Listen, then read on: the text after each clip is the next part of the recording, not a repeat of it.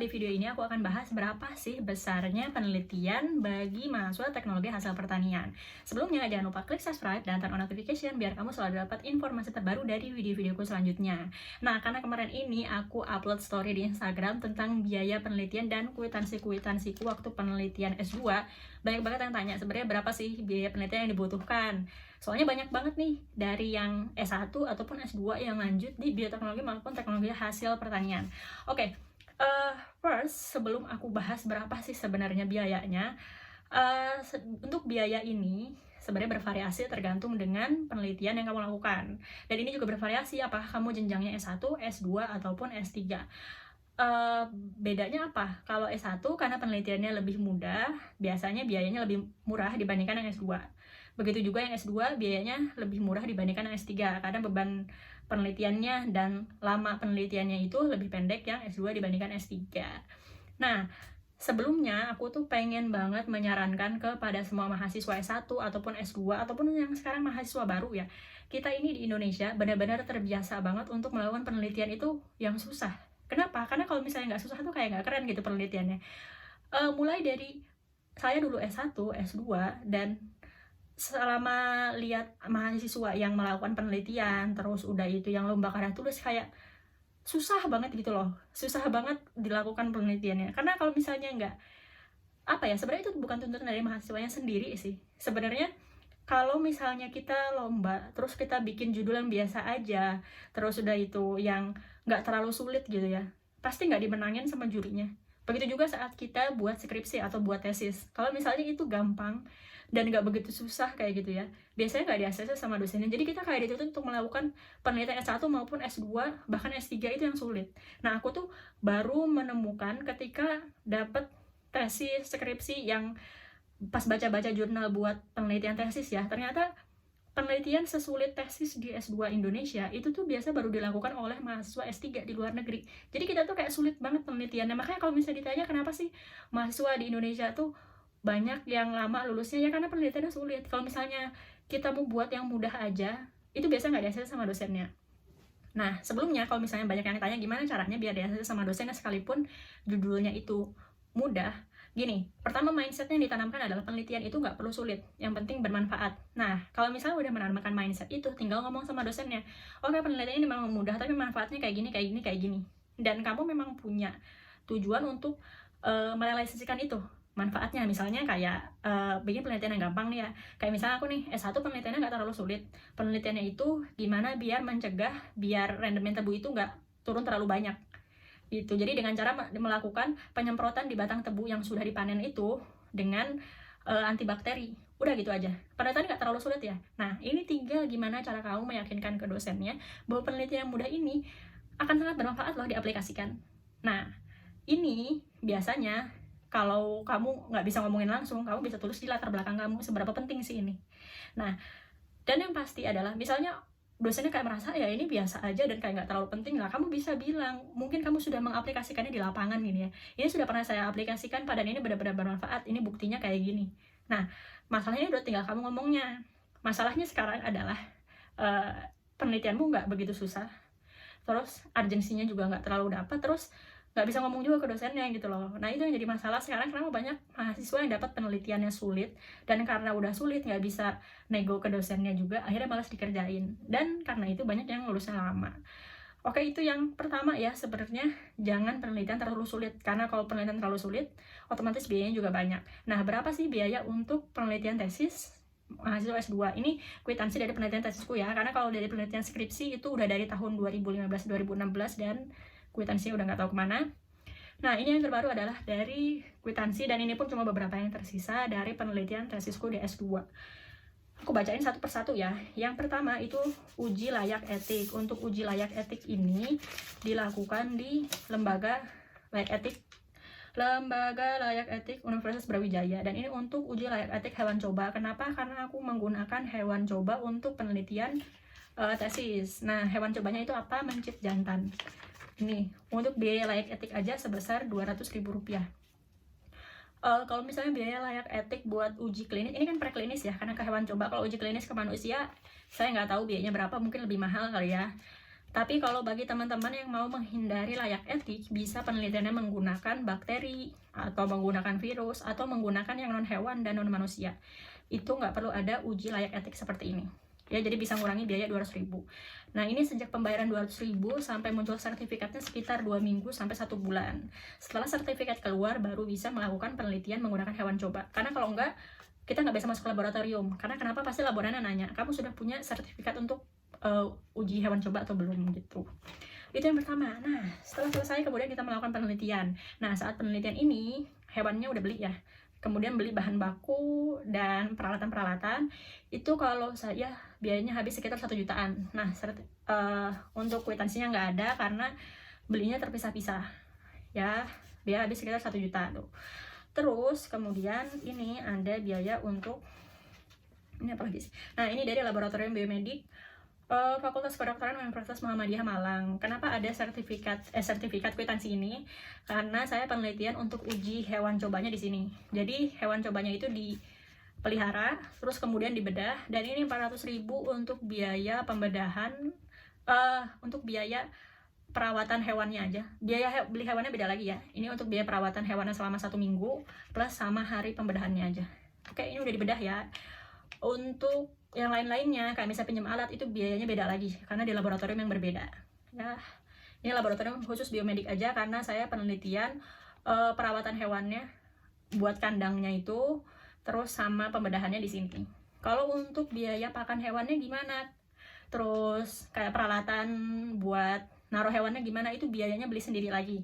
Kwitansinya nggak ada. Kenapa? Karena saya belinya di pasar hewan. Oke, pasar hewannya di mana? Pasar hewan Splendid Malang ya. Di situ bisa cari semua kebutuhan untuk hewan ada di situ. Gitu. Kalau untuk hewan cobanya saya beli di Yogyakarta dan kwitansinya nggak tahu udah kemana ya. Oke. Nah, kemudian ini ada lagi biaya. Nah, setelah kita untuk uji hewannya itu kan tadi di laboratorium biomedik ya, udah selesai terus dapat organ segar. Nah, organ segarnya ini harus diuji flow cyto. Kebetulan karena di Fakultas Kedokteran ini nggak ada flow cytometer, ini adanya di fakultas yang lain, yaitu di Fakultas MIPA Universitas Brawijaya. Beda lagi sama fakultas saya ya. Dan di situ untuk uji flow cytonya, jadi habis dapat organ segar dibawa ke sana dan kemudian diujikan flow cyto. Ini biayanya 1.493.000 ya. Ya, ini biayanya 1.493.000 untuk uji flow cyto aja. Nah, ini belum sama preparasi. Kalau nambah biaya preparasi, itu nambah mahal lagi. Nah, karena preparasi saya preparasi sendiri, jadi lumayan mengurangi. Jadi nanti kalau di sini, di laboratorium, apa sih? Jadi, mikrobiologi, laboratorium fisiologi hewan di Fakultas MIPA Universitas Brawijaya ini, kita tuh ngasih sampelnya. Nah, ngasih sampel bisa 2 macam. Kita ngasih organnya segar, masih berbentuk organnya, nanti preparasinya dari laborannya, atau kita preparasi sendiri udah dalam bentuk organnya hancur gitu, tinggal nanti diujikan di alatnya, di flow cytonya. Nah, ini biayanya beda, kita mau preparasi sendiri atau preparasinya dilakukan oleh laborannya. Kalau mau lebih murah ya preparasi sendiri seperti saya.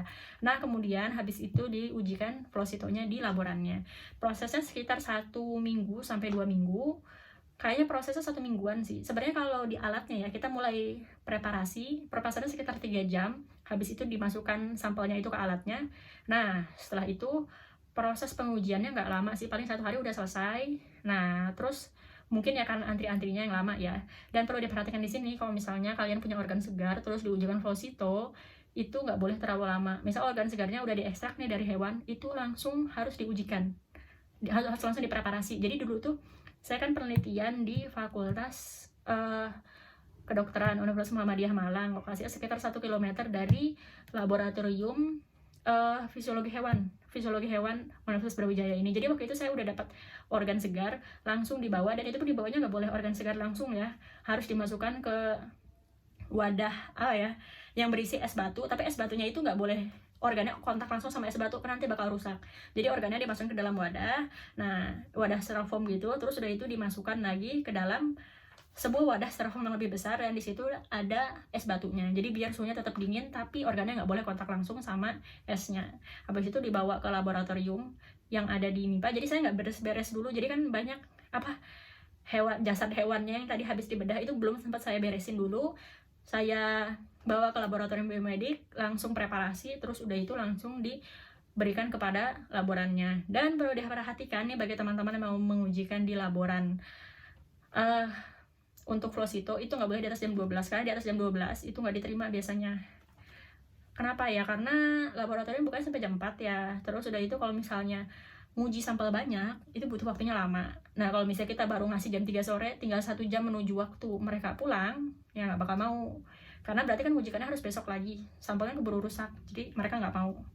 Gitu ya, jadi perlu diperhatikan kalau mau pembedahannya lebih pagi. Jadi waktu itu saya ke laboratorium biomedik ini jam 6 pagi kalau nggak salah untuk pembedahan hewannya. Jadi sekitar jam 9 pagi kalau nggak salah udah dapat organ segar, terus langsung dibawa untuk dipreparasi gitu. Terus udah selesai dapat ini. Kemudian untuk satu lagi saya nguji LCMS ini di di Polinema. Nah, ini biayanya 700.000 lagi, dan prosesnya sebenarnya kayaknya cepet sih, cuma karena ngantri dan laborannya itu sekaligus mendampingi mahasiswa yang praktikum di sana. Jadi prosesnya sekitar 2 bulanan, dan itu saya tagih terus sampai akhirnya dapet. Jadi saya masukin sampel bulan November dan baru dapet bulan Januari tahun depannya. Akhirnya setelah itu saya baru bisa membahas data, karena data LCMS belum ada gitu. Nah, itu yang mudah. Bukan mudah sih, maksudnya saya merasa itu penelitian yang saya berusaha sederhanakan, karena awalnya saya punya rencana penelitian yang lebih sulit, tapi kebetulan dosen saya tahu, nanya ke saya, kamu beasiswa nggak? Terus saya bilang, iya saya beasiswa alumni. Kalau beasiswa alumni per bulan dapat 500.000. Terus dosen saya bilang, jangan deh, kamu jangan penelitian yang susah-susah, kamu penelitian yang gampang dan cepat aja, karena nggak ada uangnya. Akhirnya saya dikasih yang lebih mudah nih, jadi penelitiannya nggak usah terlalu banyak. Nah, saya tuh ada satu dosen pembimbing sama teman saya, dan teman saya ini kebetulan dari dia dikuliahkan dari Kementerian Pertanian. Jadi dia itu ditanya sama dosennya, kamu dari Kementerian Pertanian ya? Dan dia bilang, iya bu. Oh, kalau gitu gampang lah, uangnya ada ya. Jadi kalau penelitiannya yang susah-susah nggak apa-apa. Nah, jadi dia itu penelitian, kalau saya kan 1 minggu ya, dia ini penelitian sampai 1 bulan lebih, karena dia menguji diabetes, dan dia itu mengujikannya di UGM karena datanya karena alat-alatnya di UB nggak ada ya, jadi harusnya di UGM. Terus udah itu dari UGM dapat organ segar, baru nguji lagi di UB. Jadi dia antar kota kayak gitu, bawa organ segar naik kereta, karena waktu itu dia bilang kalau mau naik pesawat izinnya susah banget. Jadi akhirnya dia naik kereta bawa organ segar sampai di UB, udah sore langsung ngujikan gitu. Untungnya laborannya mau lembur sih. Nah, jadi waktu itu dia habis sekitar 21 jutaan kayaknya. Nah, itu kalau misalnya, jadi tergantung ya penelitiannya. Jadi kalau saya sarankan bagi teman-teman nih, terutama yang penelitiannya biaya sendiri, terutama kalau untuk yang S2 ya, lebih baik ngambil penelitian yang mudah ya. Terutama kalau misalnya gini loh, dosen-dosen kadang-kadang meminta kamu itu melakukan penelitian yang sulit gitu loh. Kenapa? Karena misalnya sulit, terus udah itu jarang penelitiannya dimasukin ke jurnal, itu pasti jurnalnya nilainya tinggi kan. Nah, itu tuh bagus untuk naik pangkatnya bagi dosen tersebut. Nah, tapi ini kembali kepada teman-teman sendiri, apakah teman-teman ini kuliah S2 buat lanjut jadi dosen kah atau apa? Kalau misalnya memang buat lanjut jadi dosen ya nggak apa-apa.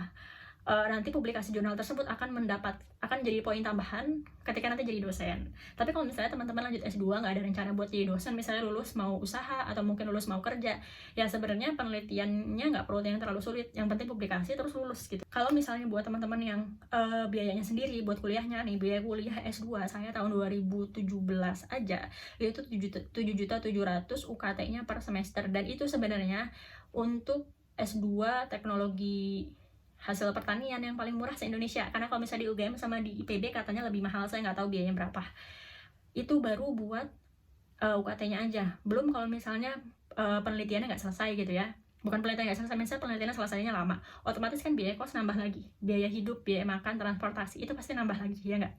Nah, terus kalau misalnya yang beasiswa kan nggak apa-apa, aman-aman aja. Nah, ini balik lagi jumlah beasiswanya berapa. Kalau saya dulu beasiswa alumni, beasiswanya itu nggak terlalu banyak gitu. Beda sama yang kalau misalnya udah kerja dan dapat beasiswa dari perusahaannya atau mungkin beasiswa dari kementerian, itu biayanya lebih banyak.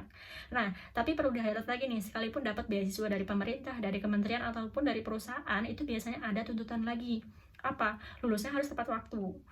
Saya pun di beasiswa alumni yang besarannya tidak terlalu besar, itu tetap ada aturan bahwa harus lulus tepat waktu. Seandainya nggak lulus tepat waktu nih, kayak misalnya S2 maksimal 2 tahun ya, kalau nggak lulus 2 tahun, di semester depannya itu bayar SPP sendiri lagi. Nah, jadi kalau misalnya penelitiannya susah, terus nggak apa-apa kan didanain sama kementerian, misalnya biayanya 20 juta gitu buat penelitian aja ya. Kalau misalnya nggak selesai, tahun depannya kan SPP bayar sendiri tuh 7.700.000. Sanggup nggak bayar sendiri? Belum lagi nambah kosnya, belum lagi nambah makannya, transportnya. Atau mungkin misalnya teman-teman rumahnya itu satu kota dengan kampusnya, nggak usah ada biaya makan sama biaya kos, tapi kan tetap aja transport ada, SPP tetap nambah kan 1 semester lagi. Nah ini yang perlu dipertimbangin. Jadi saran dari saya yang kuliah S1 dan kuliah S2 dan melihat mahasiswa Indonesia yang kesulitan melakukan penelitian, saya saranin untuk nggak perlu penelitian yang susah-susah, yang penting bermanfaat. Karena saya ngelihat banyak banget penelitian susah-susah terakhirnya setelah lulus S1 ya nggak dipakai juga, nggak diaplikasikan ke masyarakat, nggak dilanjutin penelitiannya atau apapun. Sebagian besar ya, meskipun tetap ada yang penelitiannya benar-benar diaplikasikan, penelitiannya benar-benar bermanfaat, tetap ada. Tapi ya banyak yang ya akhirnya nggak kepake juga, padahal udah susah-susah setengah mati buat lulusnya gitu. Segitu aja, terima kasih sudah menonton video ini sampai akhir, dan sampai jumpa di video selanjutnya.